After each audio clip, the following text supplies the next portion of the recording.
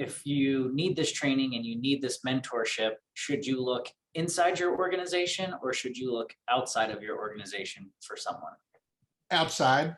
And if you do that, then you bring it inside, then you become, I can remember many, many times that, you know, one of the things that I do when I'm doing work with workshops and heir apparent programs is I ask everybody to write down very quickly the top 10 things they ever learned in their career that really impacted them, that really took them to make it long term.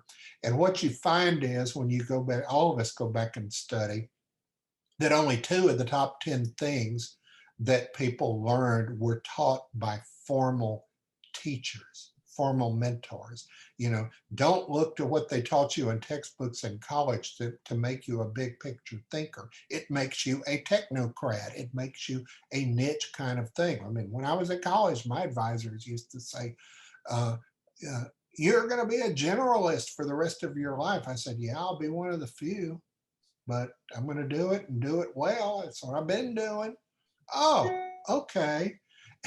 It was like it was a shock, surprise, you know, when the world wants you to be super, super specialized, you got to be general. And so two of the top 10 things are things that teachers taught you.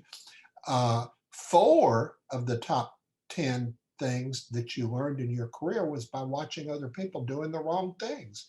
I've been involved in writing, advising hundreds of strategic plans. And one of the first things we do, we want to know, who do we want as a customer? Who is our marketplace? We look at what our competitors did to mess up, how they missed the warning signs. And so what you learn in your career is some of the best advice is from people that totally screwed up their careers, you know. And then you learn that of the top 10 things you get, probably another two or three are self-taught. You want to, as an employee, as a leader on the rise, you want to start learning on your own. You can get mentors from the outside. You can read books. You know, mine happened to be the only encyclopedias of business. Most business books tend to be about selling more.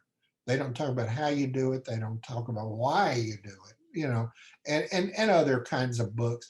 But you need to learn beyond that, and just be inquisitive, ask the questions. And that's why people tune in programs like this, is you get to hear speakers. Normally they would never get access to someone like me who was that broad and that, you know, but it's too bad, you know. I mean, it's we just have, people have to learn from various. And then the last couple of areas that people really learn from is by looking at the past. You don't want to live in the past, you know. Some of my books are written about fun, entertaining things. You know, I wrote a book about Hollywood years ago, and that was the book that got me on the Oprah show. You know, and I have one coming up about the music industry, which everyone and their uncle is going to love. But then they say, "Oh, an encyclopedia about business. You're trying to make me think too hard." Yeah, I can entertain you talking about the music industry, but it's we need to be thinking and moving forward. So that's why I have two different sets of books that I do. I've got my business books and my fun, entertaining books. And but anyway, it's just we learn from history.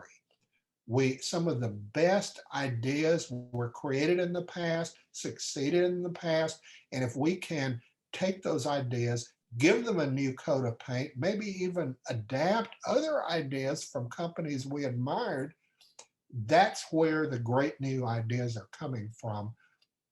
Is about, you know, many of them are coming from things that worked in the past or didn't work.